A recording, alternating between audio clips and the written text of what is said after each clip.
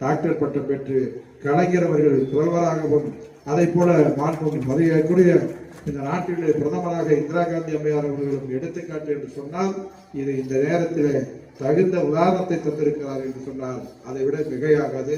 என்னுடைய அன்பு மாணவ செல்வங்களே, உங்களுடைய திறமை இன்றைக்கு கல்லூரியே ஒரு காலத்திலே கல்லூரியை படிப்பது என்பது மாநகராட்சியிலே நகராட்சியிலே மாணவர்களை படித்துக் கொண்டிருக்கக்கூடிய வசதி படைத்த தனியார் பள்ளியிலும் கல்லூரியிலும் படித்துக் கொண்டவர்கள் இன்றைக்கு அரசு பள்ளியிலும் அரசு கல்லூரியிலும் படித்தவர்கள் பல பேர் இன்றைக்கு ஐஏஎஸ் ஆக ஆகிக் கொண்டிருக்கிறார்கள், ஐபிஎஸ் ஆக ஆகிக் கொண்டிருக்கிறார்கள்.